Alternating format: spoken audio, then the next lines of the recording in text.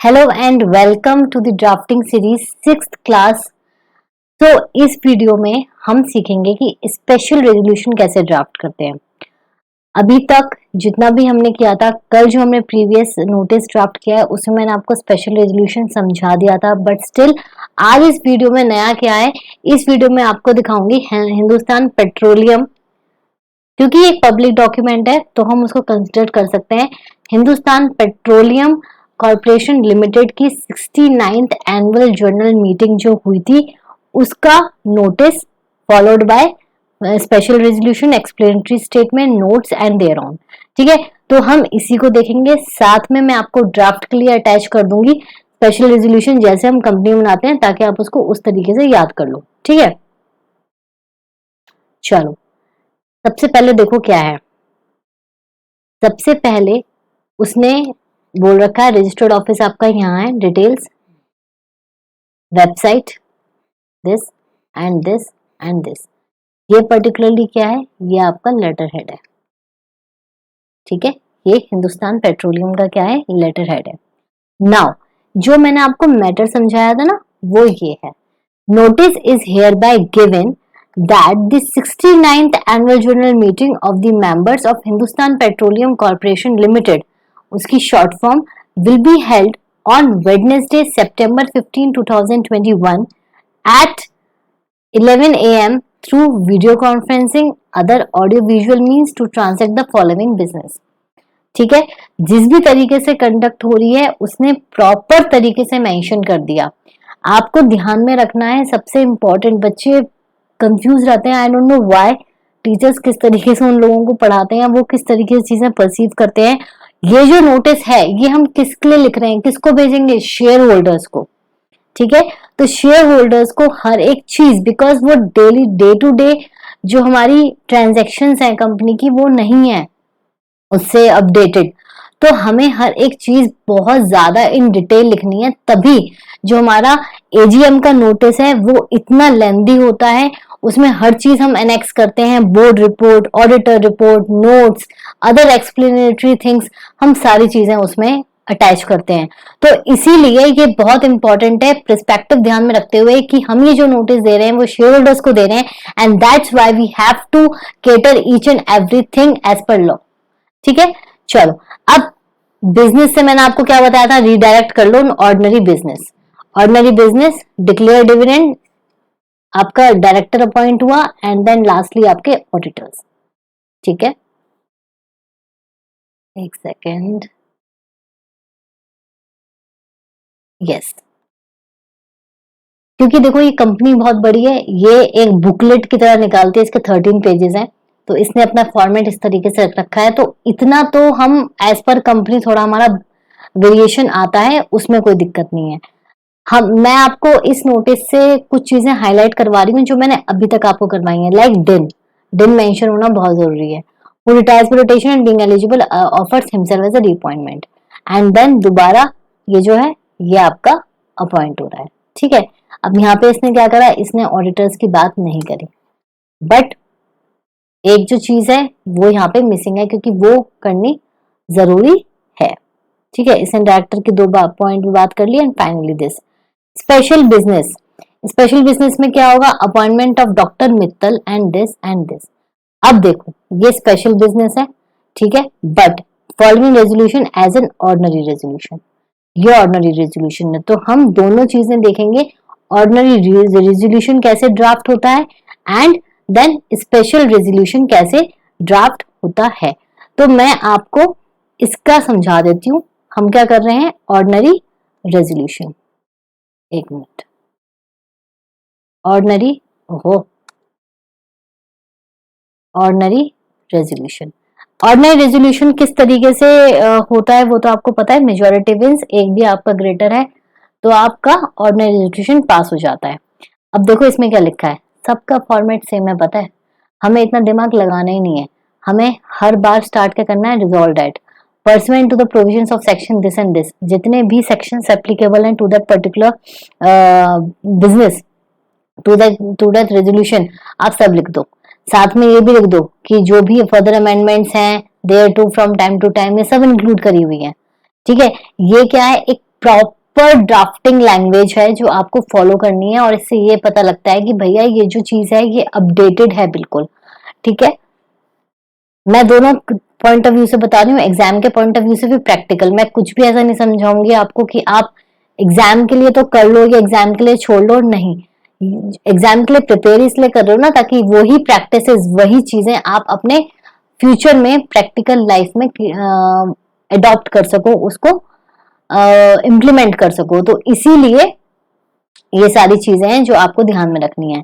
दोबारा मैं पढ़ रही हूँ, resolve that pursuant to the provisions of sections 149, 152, 161 and other applicable provisions if any of the companies act 2013, companies appointment qualification of directors and further amendments thereto from time to time, including any statutory modifications, enactment thereof for the time being in force, relevant applicable regulations। अब ये company बहुत बड़ी है इसलिए इसने SEBI regulations भी डाल दी।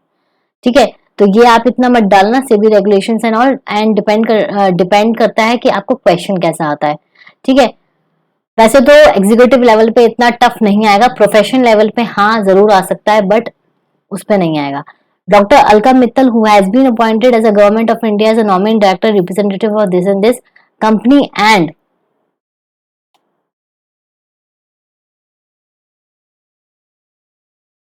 Company and was also appointed as additional director of the company by the board of directors with effect of this and this and this up to date of annual general meeting, last date this should have been held whichever is earlier। इसने यही बता रखा है कि जो next आपकी meeting होगी वो इस टाइम तक हो जानी चाहिए, नहीं हुई तो ऐसा होगा। तो इसमें से आप कट शॉर्ट करके, जितना कट शॉर्ट हो सकता है, आप स्पेशल रेजोल्यूशन बेसिकली क्या है ऑर्डिनरी रेजोल्यूशन में कि आपको रिजॉल्व डेट से करना है एंड खत्म कर देनी है बात, जैसे हमने बोर्ड रेजोल्यूशन में समझा है।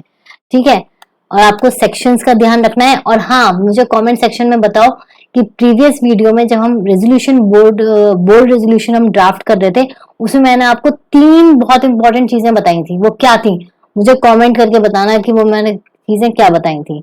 ठीक है, फिर आपका है payment of remuneration to cost auditors for the financial year, ये भी आपका क्या है? ये भी आपका ऑर्डिनरी रेजोल्यूशन है। तो हम आगे चलते हैं, ये भी आपका next party transaction ordinary resolution है।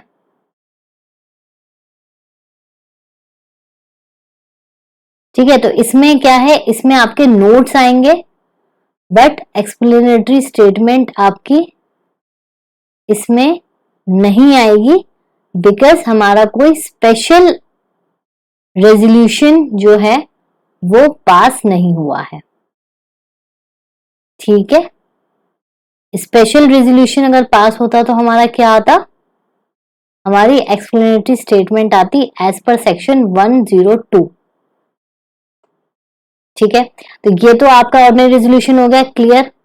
यस मैम, क्लियर है, क्योंकि उसमें कुछ ऐसा चेंज है ही नहीं। जो चीज आपको बोर्ड रेजोल्यूशन के रेजोल्यूशन में मैंने करने को बोली थी आपको, वही उसमें करनी है। ठीक है, अब ये जो है आपका सेकंड स्पेशल रेजोल्यूशन, इसमें मैं आपको बताती हूँ एक्सप्लेनेटरी स्टेटमेंट किस तरीके से करना है एक बार। वैसे मैं आपको एक बहुत ही, ये एक्चुअल प्रैक्टिस में तो ऑब्वियसली आप प्रैक्टिस करना, बट देखो एग्जाम में क्या होता है ना, हमारा रिस्ट्रिक्शन होता है टाइम पे। ठीक है, तो अननेसेसरी अगर सिर्फ 4 मार्क का क्वेश्चन है, 5 मार्क्स का क्वेश्चन है, तो ऐसा मत करने बैठ जाना कि एक्सप्लेनेटरी स्टेटमेंट लिखते ही जा रहे हो, लिखते ही जा रहे हो। नहीं, आपको टाइम मैनेजमेंट भी देखना है साथ साथ में। तो जितना मैंने आपको बोला है कि आपको रेजोल्यूशन की बेसिक चीज जो होती है रिजॉल्व डेट करके जो फॉर्मेटिंग करनी है वो आप कर दो, लेकिन एक्सप्लेनेटरी स्टेटमेंट की अगर बात होती है और आपको लगता है टाइम नहीं है, तो छोड़ दो एक्सप्लेनेटरी स्टेटमेंट। ठीक है, एक्सप्लेनेटरी स्टेटमेंट मैं आपको वैसे बता देती हूँ कि आपको लिखना कैसे है। ये एक फॉर्मेट है पूरा, जिसमें कि मिस्टर बी जो है एबीसी जो है वो चीफ एग्जीक्यूटिव ऑफिसर अपॉइंट हुए हैं। ठीक है, अब इसमें जो है, इसमें भी आपका ऑर्डिनरी रेजोल्यूशन है, तो वही बात होगी,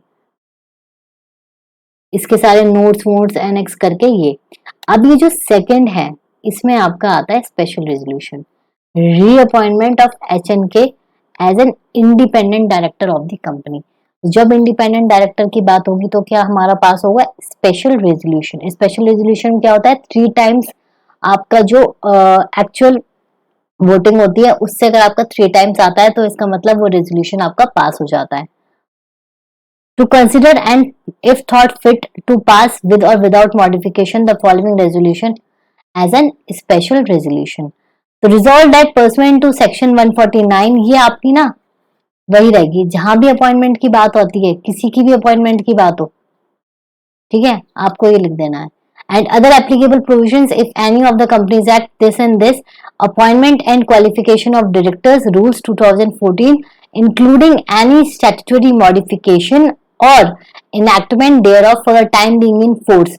HNK with its ten who was appointed as independent director of the company by the board of the directors with effect from, ठीक है, who holds office, मतलब कब अपॉइंट हुआ, ये तो बहुत ही इंपॉर्टेंट चीज है, ठीक है। Meeting and the last day of the internal meeting this appointed as for 5 years, ये आपका हो गया खत्म, मतलब रेजोल्यूशन हमने लिख दिया। अब इसके बाद आपका क्यों एक्सप्लेनेटरी स्टेटमेंट क्या होती है, नीचे नोट्स में होती है, रेजोल्यूशन के बाद नहीं होती। नोटिस तो हो गया खत्म, उसके बाद आती है, तो ये आपके नोट्स हैं। एंड देन आपका यहाँ पे आता है एक्सप्लेनेटरी स्टेटमेंट। तो हम क्या देखेंगे, हम देखेंगे इंडिपेंडेंट डायरेक्टर के।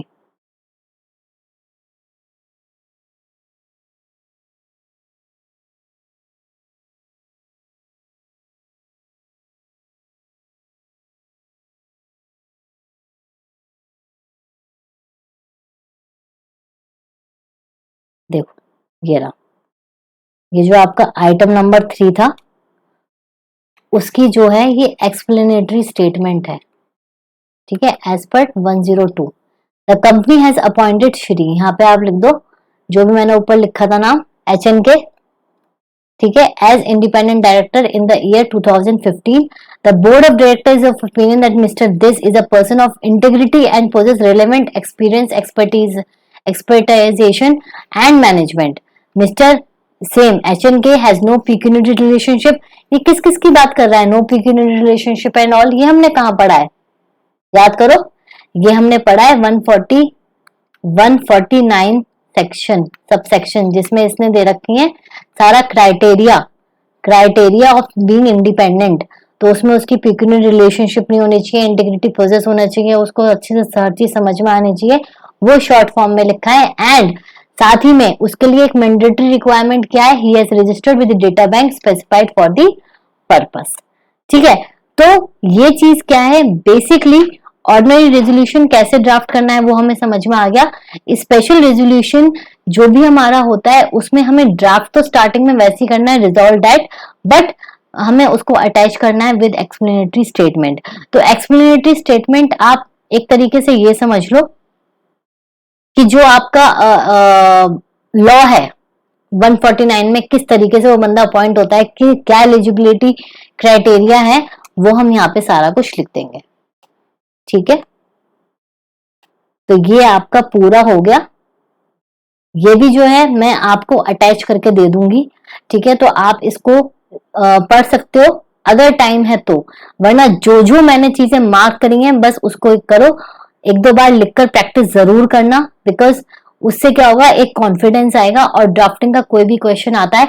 और हाँ, सबसे इंपॉर्टेंट चीज, ये जो ड्राफ्टिंग सीरीज है it is applicable to both CS executive as well as CS professional, तो वो लोग भी कंसिडर कर सकते हैं, ऐसा नहीं है कुछ भी, ठीक है।